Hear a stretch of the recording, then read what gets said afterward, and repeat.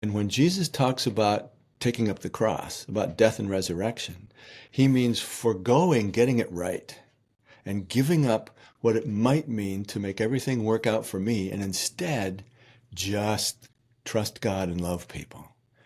And trust that that is the best way to live. And that is Jesus's entire ministry, all of his teachings, all of his miracles, his death and resurrection, wrapped up in those four words. Trust God, be kind.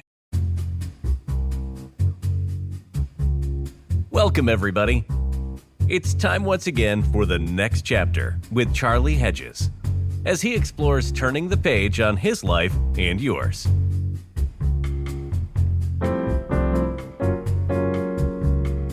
Hi there, and welcome to the next chapter with Charlie. We are in for a special treat today. As you can see, my friend Steve Garnass-Holmes is with me.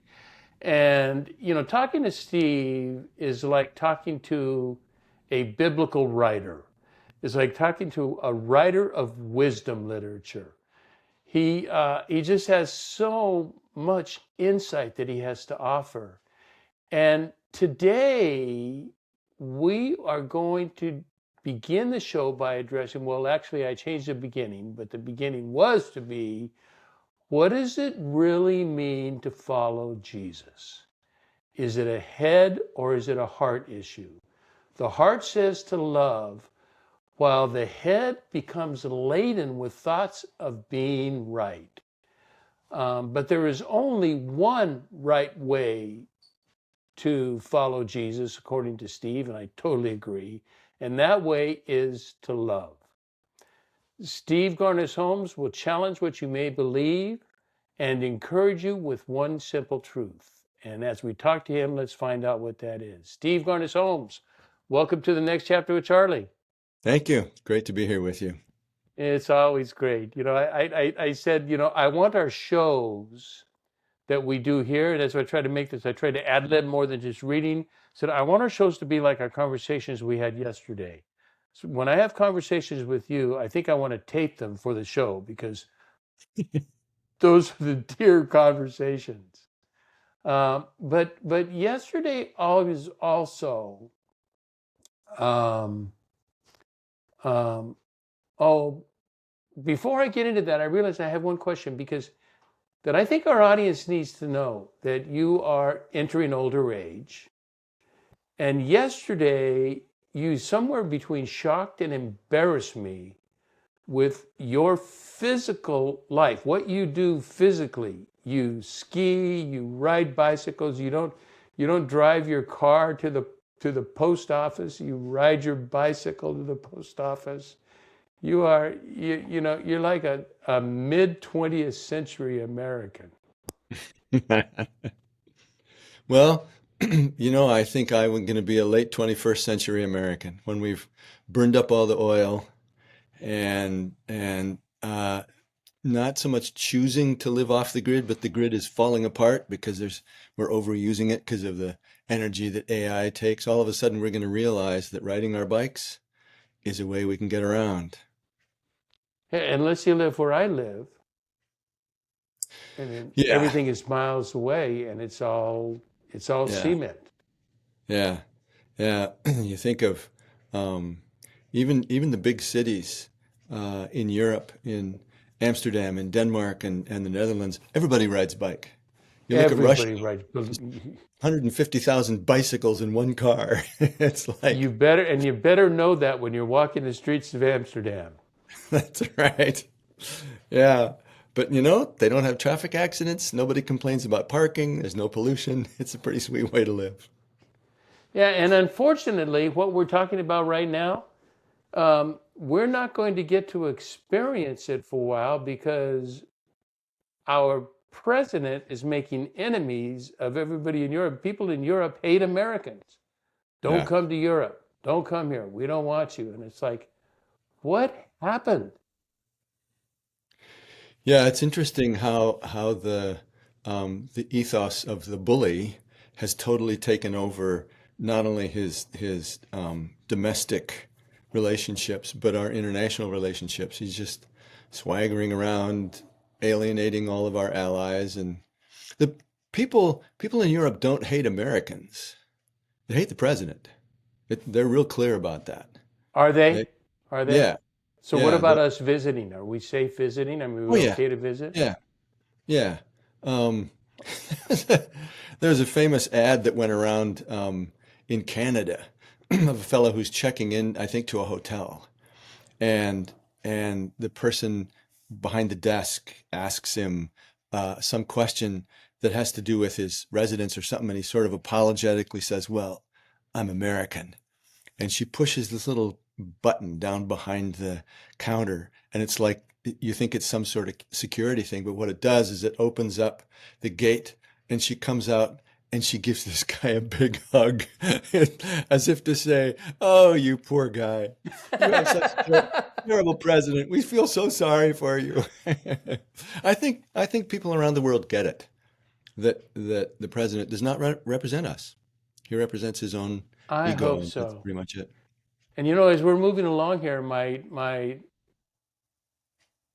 viewers and listeners are going to hear this is the first time I've ever done anything that's going to look political on my show at all. First time, decade of doing this.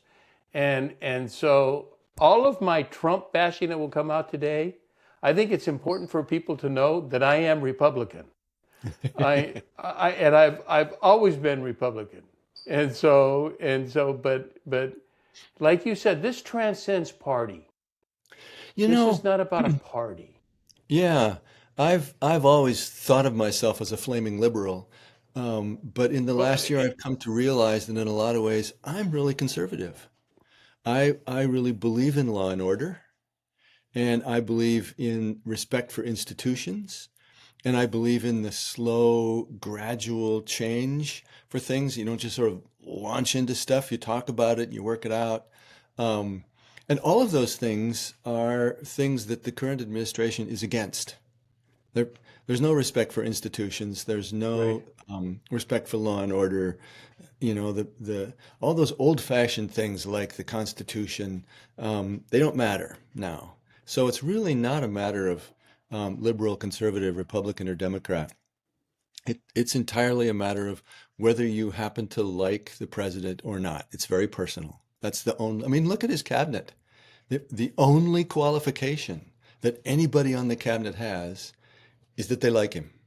Well, they're going to agree, or whether they like him or not, they're going to agree with him. They're going to agree with him. They're not That's going to all. publicly disagree with him. Yeah, yeah. And so they're enormously unqualified. They have no idea what they're doing, but they're loyalists. And that's what we're faced with. It's not a matter of whether you're Republican or Democrat. It's whether you're for the emperor or against the emperor. It's really scary. Let's give an example because this fits with what you and I were talking about. And this policy here, what I want to do and I'll just read my notes, is that I wanted to begin this part of the conversation with recent news about the Trump administration and Dr. Martin Luther King Jr. And I want to read a brief excerpt from Axios News, which Axios and Free Press are my news sources. I don't read newspapers. I don't, I'm kind of give me the bullet part. I don't read all of the details. And this is what Axios said. Since the start of Donald Trump's second term, we have seen a coordinated effort to erase or rewrite parts of American history, especially Black history, and the legacy of the civil rights movement. Here are some things we know. Trump has removed an MLK bust from the Oval Office. And after a sweeping anti-DEI executive order last year, federal departments, including the DEI, paused all activities and events related to MLK Day. And you know what it was replaced with? You know what the holiday is now going to be about? My birthday, which is it is like do we not see, can people not see the absurdity of this? It Right. has I mean, now it's like, become the president's birthday. I mean, that is just, if yeah, I have to make commentary on it, there's something wrong. right. If you have to even point it out. Yeah. Yeah. The ego of the bully is just so consistent. So consistent. Talk to me about, oh my God, do I really want to go here? Listen to my question. I'm thinking, do I really want to go there? This is, but We can talk I, about it, I, and I, then I started it, so let's just go on a little bit. you can always edit it out. Just a little, no, I don't do any editing. I mean, I don't do content editing. Whatever you say is going to be on air. Don't worry. It'll be out there. Watch out. Yeah, yeah. But talk to me about the bully. What is this? What is this? Why are you, that term? I don't hear that term a lot, yet I think that term is really appropriate. Well, think about the average schoolyard bully.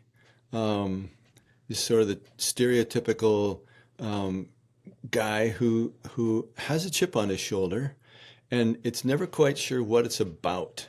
It's not like it's around an issue. It's just that he really wants to feel that everybody else is afraid of him or admires him, and he enforces that, and he gets a kick out of picking on people who are weaker than him. Um, I I think pretty consistently you can see that in our president, the way his entire platform is retribution, and he says that he's pretty clear about it. He's sending ICE to the states of people whose governors or whose senators voted against him or ran against him. It's all Yeah. retribution. It has nothing to do with any principle, and it's rooted in this desire to dominate. And it really strikes me how um, if you want to light some fires, here's a fire. I think Donald Trump perfectly embodies the Antichrist.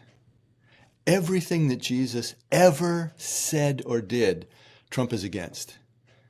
He, Jesus said, "You shall not lord it over other people, but be humble." Oh my gosh, talk about lording it over. That's all Trump does.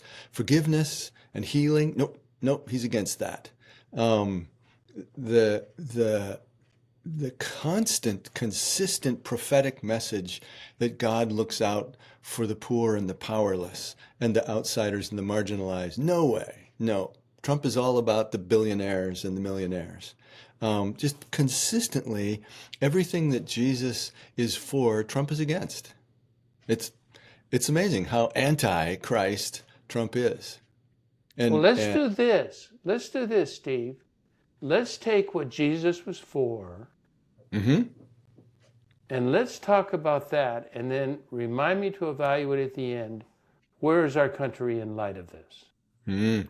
Yeah. Um, I just read, I have never heard, we're going to talk about the mission of Jesus and what he means to follow me. And that you brought that up yesterday to me, and I think Mhm. that's a powerful concept to go with. But now, I have read several articles or several authors say that Jesus' message to his hometown in Nazareth, they're calling that the mission of Jesus. That is the mission of Jesus. And I don't know how true that is, but I know it certainly represents what he does. And his reading from Isaiah simply says to bring good news to the poor, proclaim freedom to the prisoners, recovery of sight for the blind, release the oppressed, and announce the year of the Lord's favor. And Um, significantly, he puts a period right there.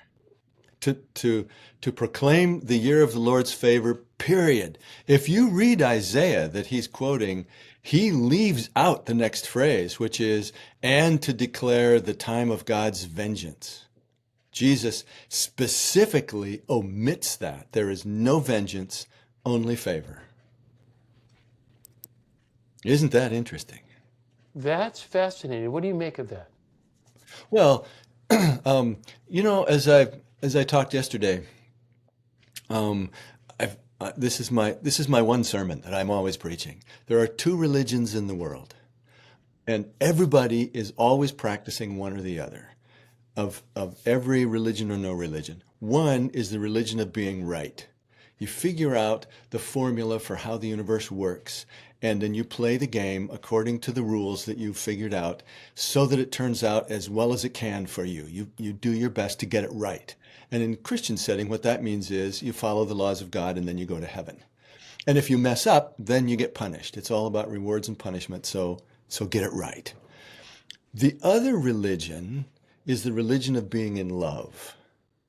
You are so smitten by the wonder of this life and the grace of God that you're in love. And in that joy and gratitude, you pass on that love to everybody you can. Now, the difference between those two is pretty stark. Sooner or later, if you follow all the rules, you're going to hurt somebody. If you love everybody, sooner or later, you're going to break a rule. You can't have both. And Jesus was clear that both of those religions are woven throughout the Hebrew faith. The Jewish faith is full of that. What the Hebrew Bible is full of that.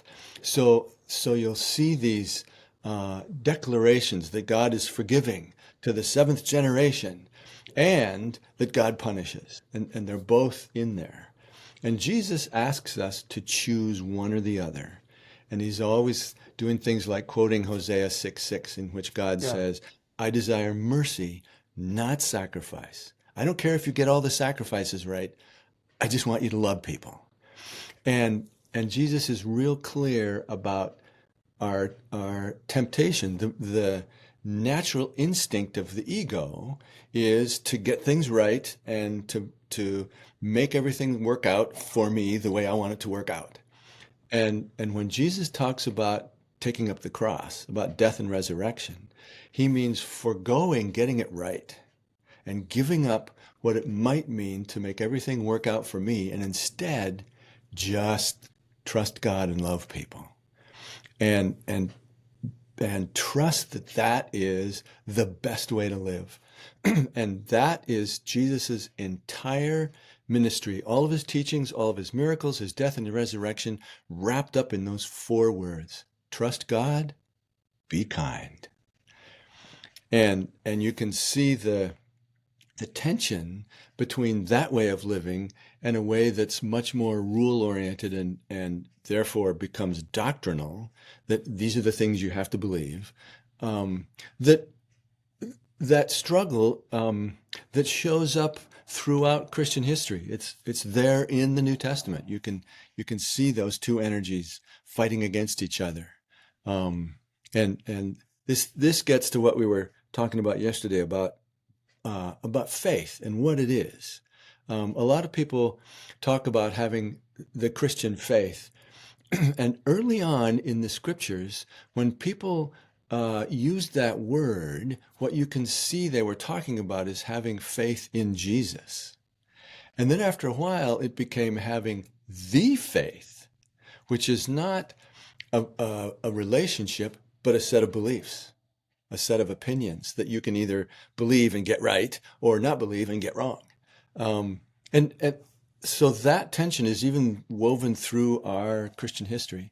And it's still on us to make that choice, to choose to act in total trust of God's grace and to love everybody, as opposed to figuring out the rules, figuring out what I'm supposed to believe and believing that, figuring out what the stuff is that I have to do, what the boxes that I have to check off in order for my own benefit. And for most people, that's that you die and go to heaven. And Jesus basically says, heaven is when you love people. It's not later. It's living the world of love. If you enter into that love of all people, that's what it means to enter the kingdom of God. Yeah, you pointed out yesterday something. You made a distinction between following the faith of Jesus, which requires action. That is a very action-oriented sort of faith. Yeah.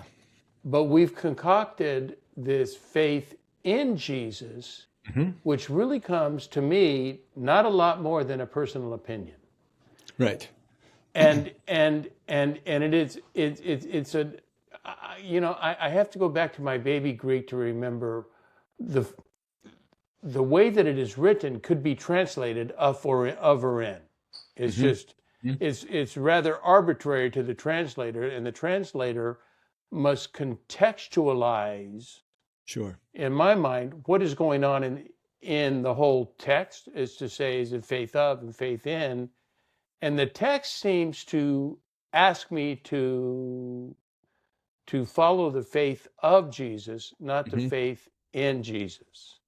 Yeah. And that if we were to follow Jesus, what did he mean? Did Jesus ever ask people to believe in me?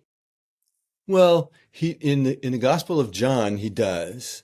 And one of the things that's so helpful to remember is that there are four Jesuses. The first Jesus is the historical Jesus, this guy who actually lived 2,000 years ago, and he said certain things and did certain things. Then there's the Jesus that people talked about after he died. He was still the same old Jesus, but now they had some stories about him, and they put some spins on those stories about Jesus that end up in the Gospels. And the Jesus of the Gospels is not the historical Jesus. There are things that Jesus says and does in the Gospels that we don't necessarily believe, but they are things that we believe about Jesus. You can go into a lot of churches, for instance, that have a stained glass window with a picture of Jesus with a halo around his head, and he's holding a little lamb. I guarantee you Jesus didn't have a halo. And I bet Jesus didn't pick up a lot of lambs. He was a builder, but not a shepherd. But that stained glass window is a representation of the Jesus we believe in. He's the Son of God, so there's a halo because he's holy, and he's the Good Shepherd. And that doesn't necessarily mean that that's who the historical Jesus was, but that's the Jesus of the Gospels. There's a third Jesus, which is the Jesus of the church. And that Jesus, for instance, is the second person of the Trinity. Jesus never said he was the second person of the Trinity. The Trinity wasn't even invented until after the New Testament was written. But there are things like that the church maintains about Jesus. And they're rooted in that historical Jesus, but it's not exactly the same Jesus. And then there's a fourth Jesus. And the fourth Jesus is my Jesus, the Jesus that I have a relationship with. And my Jesus, for instance, speaks English. Well, for most of the world, Jesus speaks Portuguese, right? Or Zulu, or Mandarin, or something other than English. Or Persian. Yeah. Like where he was from. Yeah. Aramaic. So when we talk about Jesus saying, believe in me, I can accept all of those things that are in the stained glass window and the things that are in the New Testament that are ways that I think about Jesus. And like you say, they're basically just opinions. That Jesus is the Good Shepherd is a metaphor. It's a very rich bit of poetry. But what it means to believe in Jesus is to allow myself to be the sheep that he leads, to allow myself to actually get picked up and carried and put in the flock. When Jesus encounters the disciples in those stories in the lakeshore, when he comes up to the fishermen and he says, "Follow me," none of them say, "I believe you are the Son of God," and sit down in their boat. They drop their nets and they go with him.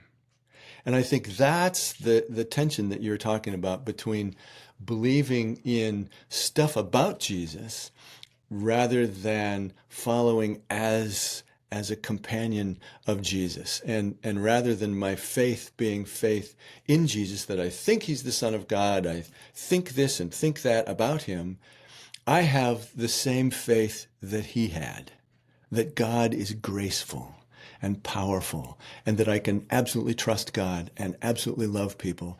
And I will trust that. I will leave the boat and go with him. That's what it means to believe. In the same way that when you see a rickety looking little rope bridge over a deep chasm, you can have some understandings about physics and engineering, and you can decide whether or not you think that bridge will hold. None of that is faith. Faith is when you step out on the ding-dang bridge. And I think that's what Jesus means when he says to believe. Our English word believe, is rooted in Old English and ultimately Germanic, belieben, which means to love, to give your heart to. And I think that's what Jesus means by believe, not Ooh, just I like that. I like that. That's German. yeah, yeah. Don't just think some things about Jesus, but give your heart to Jesus. Be in a relationship. Jesus frequently says to people that he's healed, your faith has made you well. There's a woman who comes up to him in the crowd, and she's had this bleeding for years, and nobody could heal it. And she reaches out and touches the hem of his garment, probably the fringe of his prayer shawl, and she's healed. And Jesus turns around and says, wait, who touched me? And at first she's like, oh, now I'm in trouble, because she knows she's ritually unclean. But she comes forth and says, it was me. And he says two really remarkable things. One is daughter of Abraham. He gives her this honorific title. He doesn't even know her.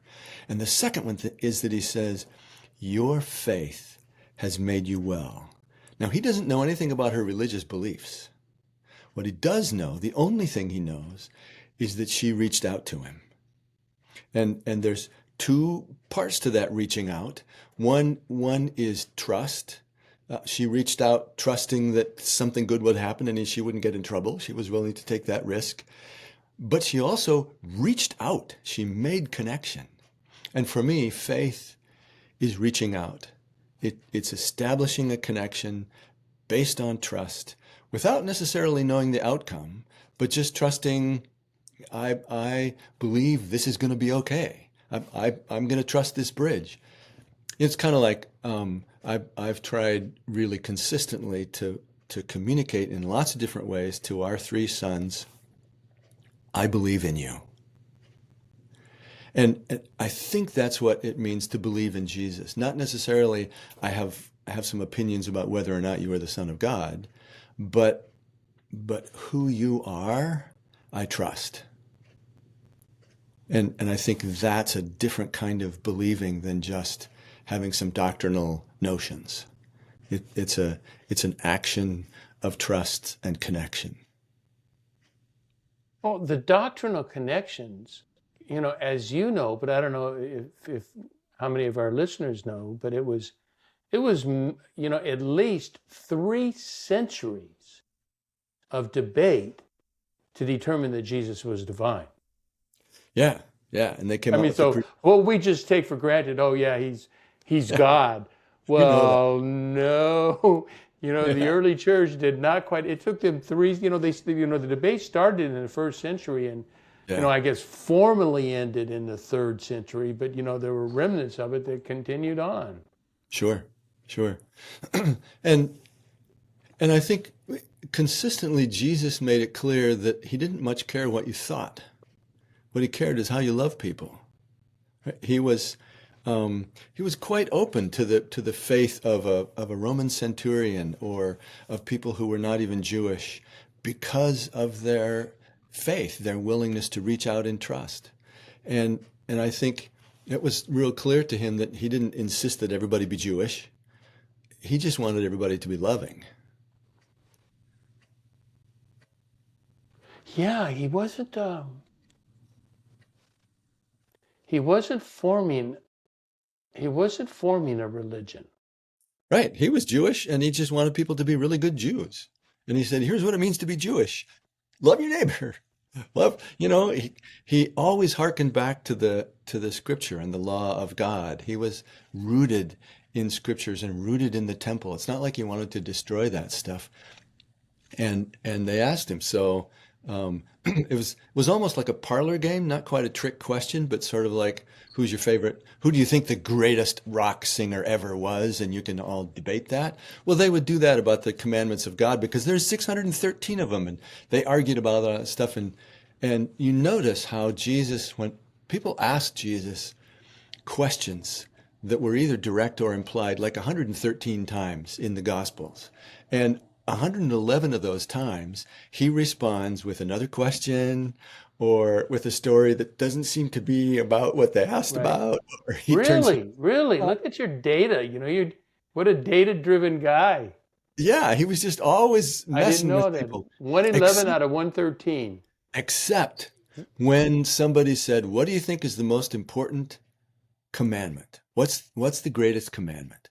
And that was a common question, and rabbis would debate about that for hours. And all of a sudden, Jesus is not telling any parables. He's not playing any tricks. He says, here it is. Love God with all your heart and mind and soul and strength. And here's the flip side of it. There's another one that's the back side of that, and that is love your neighbor. He's real clear about that. And he's rooted in that really Jewish understanding of how you live. And he doesn't care if you've sacrificed the right sheep. What he cares about is that you love God and love your neighbor. And that brings us back to I'm going to make I can't believe I'm going to make a political transition to go talk about politics again. But that brings us back to the bully. Sure. And a bully is not about love. You know, it's interesting to think of Jesus's ministry in the context of Roman occupation. Right. We Okay. we forget that. We sort of think that Jesus went around telling all of his fellow Jews that they should be nice people, and his followers went around telling people all over the Mediterranean that they should all be nice people. And what we forget is that they got crucified by the hundreds for being Christian. And crucifixion was a punishment that was a Roman punishment reserved for people who were enemies of the state. And when you think of that context, for Jesus to say, take up your cross and follow me, really means be willing to be loving and trusting in a hostile environment in which you're going to have to sacrifice for the sake of love. And his consistent love and nonviolence in the face of Herod and Pilate and Caesar and the apparatus of Roman oppression is very relevant to what we're going through today. That we have to make some choices about love and nonviolence, surrounded by people who will, like Herod, slaughter whoever they want to slaughter in order to keep their power. And we haven't quite gotten to slaughter, although a few people have been slaughtered.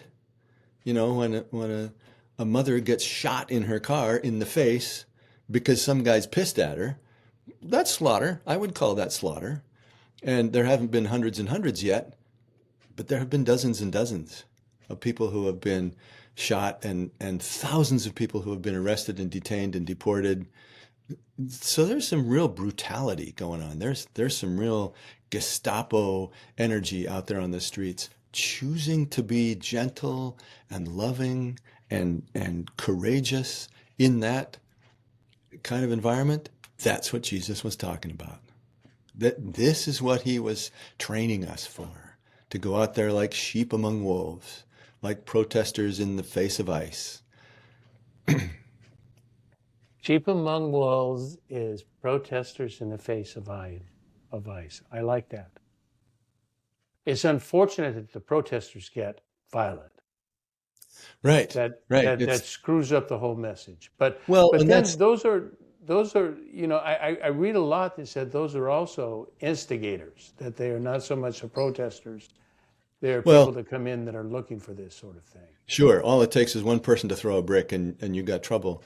But that's part of what Trump and Kristi Noem are counting on. If we send in enough thugs, it will get ugly. And so they're fomenting violence. Everybody's singing Kumbaya till ICE shows up, and then there's trouble. And what they know is that if they keep pushing that, sooner or later, there will be violence, and then they can use that violence as an excuse for more oppression. And Dominant control. Yeah. yeah, it's right out of the Nazi playbook. It's all been done before. It's very familiar to anybody who was in Germany in the 1930s. They've seen it happen. There's not much, unfortunately, we don't have any of those left, just because it's so long ago. And, Those you know, living witnesses of that, yeah, that was right. 100 years ago. Yeah. Was it 100 years ago? Well, it was 90. It was in the mid 30s that Hitler was rising to power, got elected, saying that he was going to make Germany great again, and figured out who Yeah. we could blame it on. Very, very similar tactics. Got cleaned out the government, filled it with loyalists who would agree with him no matter what he did. Yeah. So what kind of sacrifices, I don't feel I have to make a lot of sacrifices. Is that because I'm choosing a life of turtle in the shell? Yeah, partly. I struggle with that. It's not like all of us need to go out and, you know, die on the barricades. Um, I think a lot of what it is the willingness to not just be in charity, but solidarity with people who are endangered. Again, one of the things that Jesus made really clear and modeled for us is not just that he thought that God cares for the poor. Jesus spent time with the poor. Yeah, when he was put on trial by the Sanhedrin, they made up all sorts of bullshit about him. But the one thing that actually was true and that stuck was when they said he eats with sinners. Absolutely. Jesus broke down those hierarchies. And then he put himself at the same risk as the people who were already being judged. In his case, it was the lepers and the prostitutes and the people who weren't Jewish. In our case, primarily right now, it's the immigrants. And the challenge that I think Jesus offers us is not just to be in charity toward them, but to be in solidarity with them. And that will take some sacrifice. That will take some risk because you can get arrested, you can get shot, you could get detained, even if you're a white male American citizen like me. And I think that's where it's not necessarily that we have to do that, but we have to live in that spirit of solidarity with them and know that every immigrant that's hauled away is my child. That's happening to me. We have to stop saying, well, at least it's happening to those guys and not to me. And I think that's, Jesus says in that parable, whatever you've done to the least of these, you have done to me. And that's partly God saying, when you're cruel to other people, that's your worship, folks. That's how you care about God. But it's also modeling how we care for one another. That when we act in compassion with others, it's not just charity that I have stuff that you need, so I'm gonna give it to you and I'm gonna be your rescuer, but I'm gonna be in solidarity with you because we are actually of the same life. We are, what happens to you happens to me. We're in quantum entanglement in this universe, and I don't separate myself. And I think part of our privilege, certainly part of my privilege as a white, straight, Christian, well-to-do male, I've got it all going for me. Part of my privilege is that I can separate myself and say, well, it's too bad it's happening to those people, but it's not going to happen to me. When I live with such radical trust in the grace of God that I am willing at any moment to take a big risk for the sake of people that I could disassociate myself from, then I'm getting closer to what it means to take up the cross. I don't think that's a guilt trip, and I think I could live here in the woods in Maine pretty safe, and ice Yeah. will not invade my neighborhood. Although they're coming to Portland, 20 miles away. So got neighbors who are about to be deported.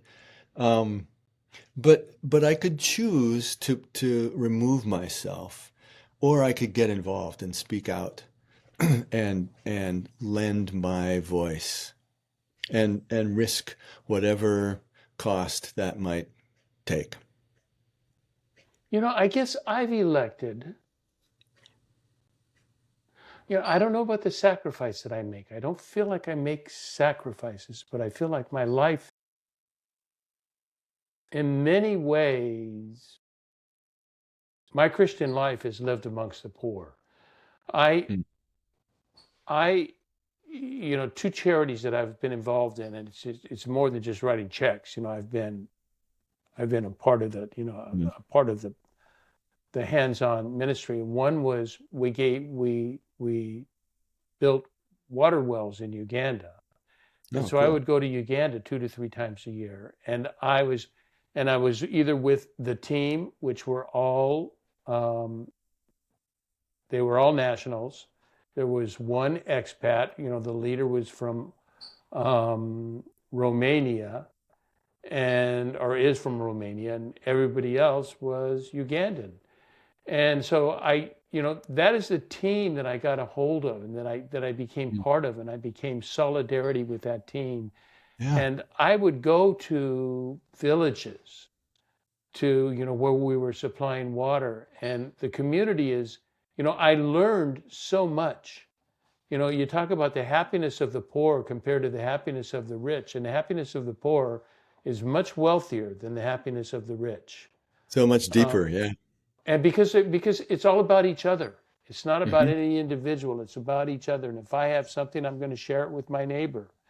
And then the other charity that I belong in deals with we deal with in a couple of three or two of our officially two of our local communities. We deal with most of the immigrant population in cities called their names are Anaheim and Fullerton, and we deal with children, with families, and we work with them. We have hands-on work with them, and those are because I was raised. I had a discussion with the group the other day. Since I was raised as an abandoned or rejected child, Mm. I was raised displaced. I didn't start out with a place and then I was displaced later. I had no place to begin with. Wow. And then I found a place in adoption.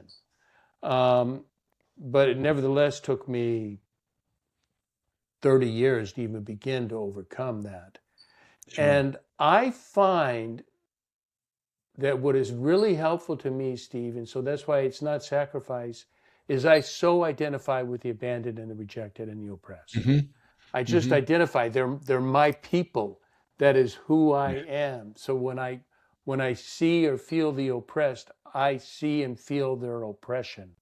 And Hmm. and it doesn't even go. It's not even a logical. There's nothing logical about it. It is all emotional. It is all, and I don't even know if emotion is the right word. It is just all essence. It's all feeling toward these people. So sometimes I hear about sacrifice and I say, I don't know that, I've got money and I give money. I don't, I'm not rich, but I'm like you. I'm a well-to-do white man living in the Orange County bubble in the comfort of the most comfortable Hmm. place we can live, apart from where you live, and you live idyllic. You live in the garden. Suburb of hell, heaven. It is a suburb of heaven, and I'm in a suburb of hell. Right. But that's why Mhm. sometimes the word sacrifice, I don't feel it's sacrifice. I just feel it's what I am, and it's who I Yeah, do and what I do. I think that's important. Again, the notion of sacrifice can feel like a particular thing you're supposed to do and do right. Um, and I think like you're getting at, it's not a matter of doing the right thing, but clarifying our identity. And you identify with those people who are marginalized because you know that in your own experience. And part of part of what surrounds what we struggle with around privilege when we talk about racism and white supremacy and privilege. And I think, well, I'm not necessarily privileged. Um, I don't have to identify with suffering. And that's a kind of privilege. It's kind of shelter. Thank you. And part of what it means for me to be in solidarity is to say that privilege of mine is an illusion, that that I am equally likely to be abandoned and rejected as soon as I say something that other people don't agree with. So I go along with them. If I were to have been born with a different colored skin, I would have been more rejected than I am. And rather than buy into that, that privilege, that protection, I buy into the solidarity and say, I am one with those people who are being rejected and marginalized. That's me. Those are my people. I identify with them. And it takes a lot to overcome that sense that I don't identify with them and I don't have to. I'm so immersed in my white middle class safe life that's hard for me to imagine living with the kind of fear that somebody who's been traumatized has to live with. Somebody who's been uh, assaulted or abused as a child that lives in that sort of hypervigilant state. I don't have to, I can get away with not identifying with that. And to me, the sacrifice is not that I go out and do some brave thing, but I learn to set aside my sense that that's their problem and not mine. That suffering doesn't actually affect me, and to set aside my privilege means to open myself to that suffering and take it in and take it seriously as mine, as Martin Luther King said, and it's been said in other places too, that injustice anywhere is injustice everywhere. That injustice that affects somebody else out there affects me. And it seems like the primary temptation that's, again, to make reference to the political situation, that's in our political world, but it's also in our spiritual world. The primary temptation is the temptation to think that your pain is yours and I don't have to deal with it. And compassion is the act of saying, I am hurt by your suffering. And I care about your suffering because it's part of who I am. It's a part of my reality, my being.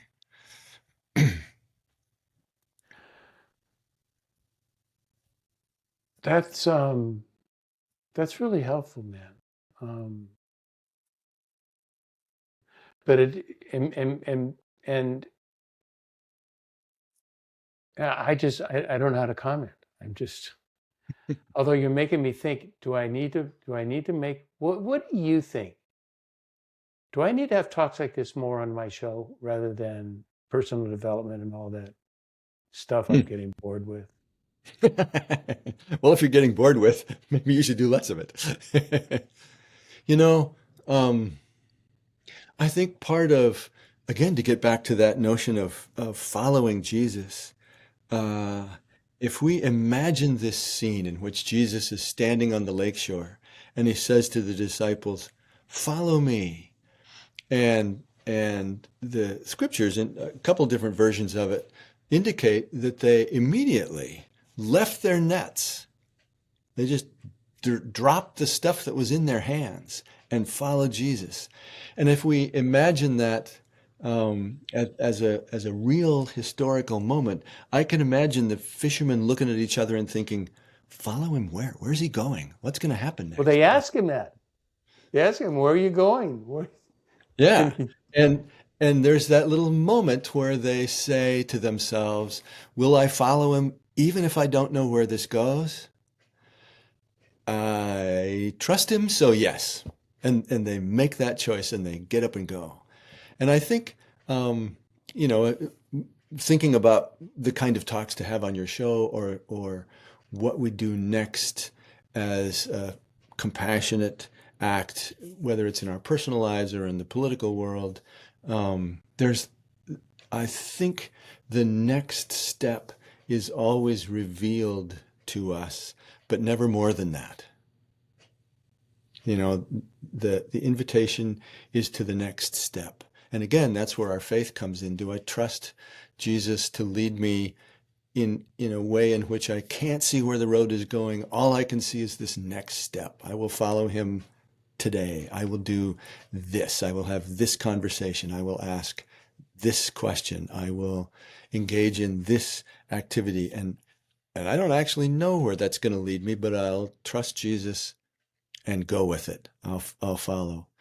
And that's a way of living that's very different from this world that asks us to plan out our financial future and take steps to build your career and all these different ways of providing for ourselves, none of which are relevant to the work of actually following where Jesus in the Spirit asks us to go right now, next. And it's an So adventure. let me ask you this. So let's get practical, because we've been kind of theological, a little philosophical. What are your next steps?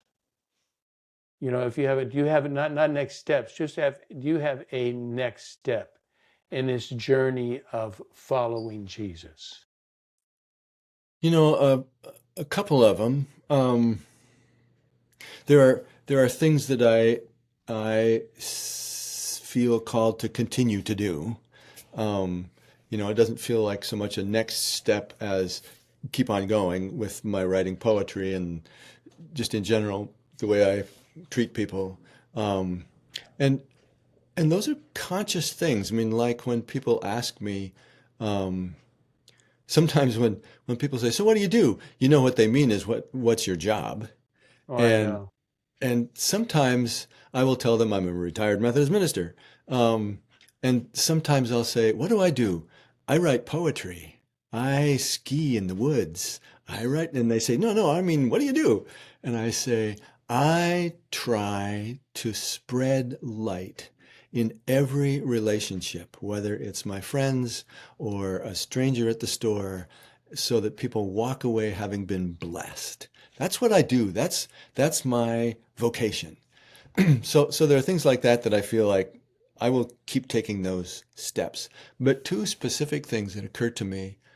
One is that right now, given our political situation, I think one of my next steps is to keep being real vocal about what it means to follow Jesus in an atmosphere of power and fear and retribution, and just keep talking about that and keep inviting people to think about that.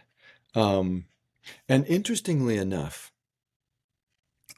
a second step that occurs to me is to be more and more conscious of serving my wife, being there for her. As we age and our needs both change and also intensify, they deepen. I am pretty sure I'm going to spend more time giving care to Beth, and I think that's where God's calling me. That's part of my next step. Okay, that's my job. I'll do that. That's good. You know, that's interesting, because you know, I can identify with what you're saying, because I don't know if we talked about it or not. I think we probably did. We talked about everything else, but I did. I don't do New Year's resolutions. Mm, I do themes. I do, mm, and then, you know, it's a theme for me to follow, because I'm a big picture guy. I'm not a detail oriented guy. You know, I make lists and lose them. You know, I don't, but I do not lose thoughts and direction. mm, And so my theme, I had one theme, and then I forgot, oh, I've had another theme that I'm actually living day to day. So I need to say I've got two themes. And so my theme I've really been working on for the last couple of years is to daily experience wonder, to be open to the wonder of creation and open to the wonder of God and the wonder of life and the beauty and that's why I travel. I travel for wonder. I travel to find wonder. It said Hmm. is that I heard a quote when we were just traveling and we were in Asia for a while, and said, "I no longer go on vacations to sightsee, but I go on pilgrimages to experience wonder." And Yeah. so they're the same thing. They're the same week, 2 weeks, 3 weeks, month, whatever I'm gone. It's not to sightsee. I'm a terrible sightseer. Don't you want don't go to a city with me. If you want to see the Eiffel Tower, I've seen it and I've seen other things like it. I'm not going to even, I don't want to see the Eiffel Tower or another one even similar. It doesn't do anything to me. I want to walk in the streets and feel the people and experience the people. And so those are elements of wonder to me. But you know what the other big word is in my life? And I want to leave a legacy. I want to leave one legacy. I want to die with one legacy. And the legacy is that of loving kindness. Hmm. Um, um, so I call it kindness, but it is loving kindness. And the Yeah. beauty of kindness is this, Steve, is that it is replicable, and Yep. it is something that I will never ever be known after I die. People will not be kind because they say we learned this from Charlie. Right. You know, so my name will have nothing to do with it, and that is fine with me.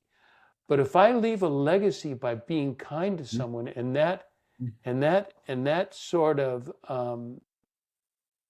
It's a virus. incites them, it is a virus that incites them to be Yeah. kind to other people, and Yeah. kindness spread. Then I've led a, you know, then I've lived a life of kindness. So You those got fit in. Those are my things, and they're not sacrifices. They're far right. from sacrifices. They're lovely. They're wonderful things to do. But I feel like I'm following Jesus in doing this. Yeah. What are your thoughts on that? You know, when we talk about the call to love your neighbor, it Right. sometimes feels a little enormous because love feels so romantic, or it feels like we're required to have certain feelings. And I think what Jesus meant by love is basically kindness. Basically, just be kind to people. You see what they need, you're there for them. You shed light in their lives. And I think kindness is sort of undervalued because it doesn't sound as powerful as love, and certainly not heroic. But when it comes right down to it, it's simply the act of kindness that changes people's hearts, and that give when you give somebody kindness, they have it, and they will give it. And there are some people who need a lot of kindness to stop being such jerks, but they're not going to stop being jerks any other way than being given grace and mercy and kindness. It's powerful stuff. Well, let's maybe I see we're almost an hour. That's usually my show. It is 45 minutes to an hour. Hmm. Uh, and I think we've ended on a wonderful note. Um, so many things you've said that I want to continue to your faith of and faith in. I think is very powerful, and your life story is powerful.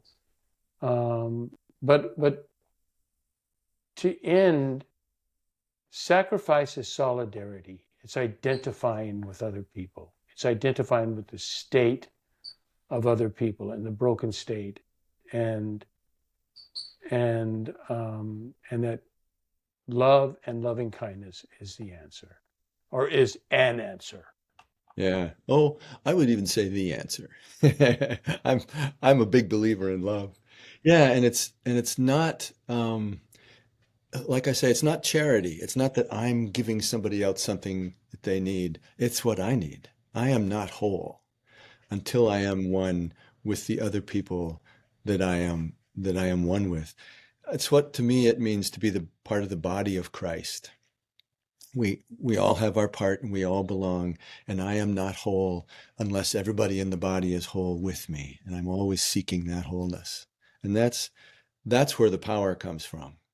It comes from the wholeness, not from the individual pieces. I have so many comments, but I'm going to wrap up with that because there's just, I was going to take us down another path that we would have been We could go on another and on hour. and on and on. Yeah. Yeah, we could go on for forever. Steve Garnass-Holmes, it's such a joy talking to you. No, it's fun. Yeah, it's fun, but it is so rich, and I think it's wonderful. I think our people just treasure times when I'm going to have a show with Steve. Good. Okay, bro. All right. So, I want to thank everybody. Thank you. And I want to thank everybody for tuning in to the next chapter with Charlie. And until next, this is Charlie Hedges signing off. Bye for now.